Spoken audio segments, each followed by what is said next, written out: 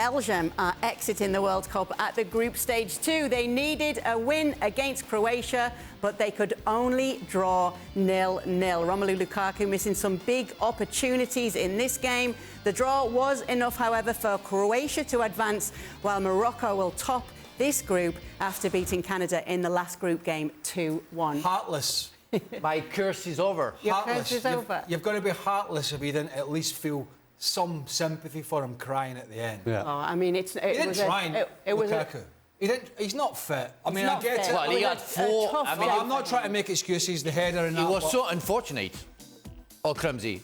It's up. It's up to you. What do you want to see? But I think it was unfortunate. So, did you feel for him, Craig, then after this game? Yeah, because it clearly meant, as it should do, the world to him. That we can argue. I mean, I know Stevie's not his greatest fan, and I don't think he's the greatest striker that's ever walked the planet, but he's got his fair quota of goals. He hasn't played enough games, he's not fit, and when that final whistle went, you knew that he felt that, although the team had played badly, he felt that weight of, I've just missed 3 or 4 unbelievable chances. Yeah. And the emotion just come through.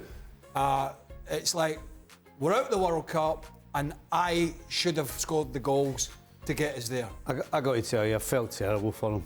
Yeah. You know, after the first chance, which actually was tough because he had a defender and a goalkeeper in front of him, so he had to go wide, which is why it's hit the post in the first place.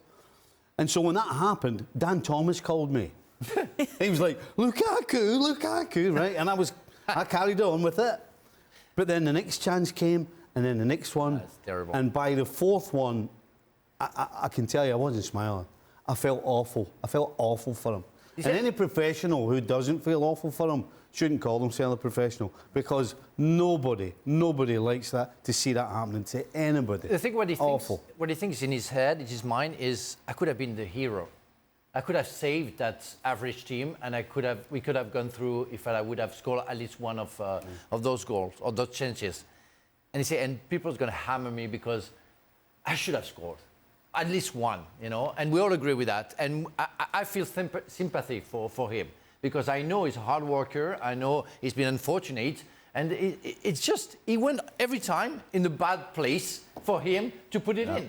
That's crazy. That doesn't make any sense. And well, the easiest chance he was going to get, I say the easiest, there was a couple of easy ones, but arguably the one at the back post that he was just about to put it in with his left foot, happy days, all my pain's over. Young, is it Gvardiol? Yeah, exactly. The young Croatian left-sided centre-back, made one of the best last-ditch challenges. I mean, it was super defending, and I think that summed it up for Romelu Lukaku. But that's kind of the Lukaku story. Shall we get to the main course? Well, let's get to the fact. Yeah, let's get to Roberto Martinez, because the problems run way deeper than what's happened today with Lukaku, don't they? We've just talked about Hansi Flick, team selection, juggling, changing things, unsure. What about this guy?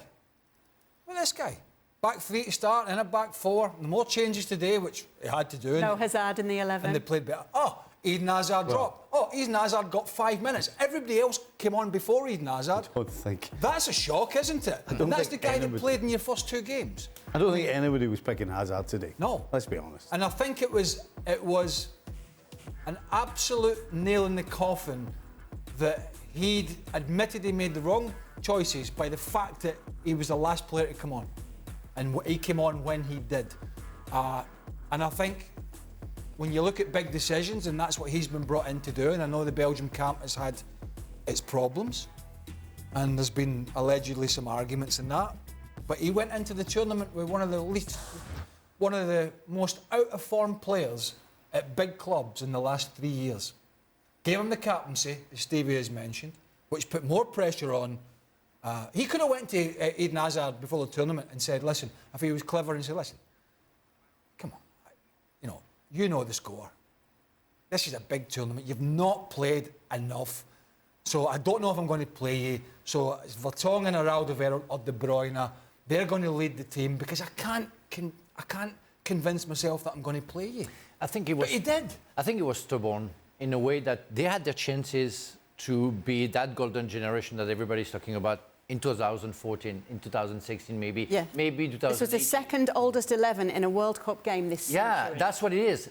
You were at the end of a cycle. I told everybody about the 2002 French team, where the coach should have had the guts to say half of the team, myself included, bye-bye, bye-bye, you're not there anymore. You're not part of the present. You're for sure not part of the future, but we have to recreate that. It's what I said in a message to Didier Deschamps. Make sure that from 2018 to now, you will have some changes to make sure that you can still win the World Cup. With that Belgian team, no, there was no chance with all those players. They are all talented. They have a fantastic career, but they're too old, or they are at the end of a cycle. That's the real reason, and that's very important. And he tried to convince himself that he could do it with those players. It was too stubborn. Well, he confirmed in the post-match presser that he took the decision to leave at the end of his contract already before the World Cup. Right decision? Yeah, 100%. You know, we were talking about Hansi Flick earlier about decision making. There is no argument. Did he actually get any decision correct? I'm not so sure he did. Whether it's team selection, whether it's making Hazard the captain, you know, the unrest amongst the team as well is partly down to him as well. Part of his job is to be able to smell out problems and put the fires out before they start. So I can't think of one thing in this whole tournament that he's actually got. I'll tell a lie. He did. He got one right. He didn't play Hazard today. That is the only thing he's got right in this tournament. So, yeah, unfortunately, it's going to end poorly for him, but it's the right I don't think many decision. of us at Belgium, Frank was talking about the squad and that, I don't think many, I never fancied Belgium. I thought they would get out of the group. I don't remember what my bracket was. I think I said Belgium would get out, I don't know. I'm not surprised they haven't looked great. I'm flabbergasted that... I mean, Wales played Ramsey and Bale, right? But Wales... And I don't think it was the smartest decision, but they really haven't got... You look behind, you go, all right, you're playing. He has... All right, he doesn't have a Hazard of 2015 at Chelsea or whatever it was, but he still has guys that are playing at a good level and are actually fit. And he still made that decision. Now, that's one of many, but it was a big one. Let's be honest. The game that they won, the opening game, they got battered. They got pummeled by Canada. Yeah. Pummeled. That's how bad this Belgian side have been in this competition. I think when the player comes and the coach comes to explain that everything goes well into the group, you know, and justify themselves, it was, you know, that there are problems inside and issues are there. De Bruyne comment that he made that they were too old, then the answer from Vertonghen, we all know that exists. We are sure that they have issues inside the squad, and that it's impossible to, if you don't stick together, it doesn't work. Well, thank you very much for watching ESPN on YouTube. For more sports highlights and analysis, be sure to download the ESPN app. And for live streaming, premium content, and let's not forget as well, ESPN FC 7 days a week. Subscribe to ESPN+.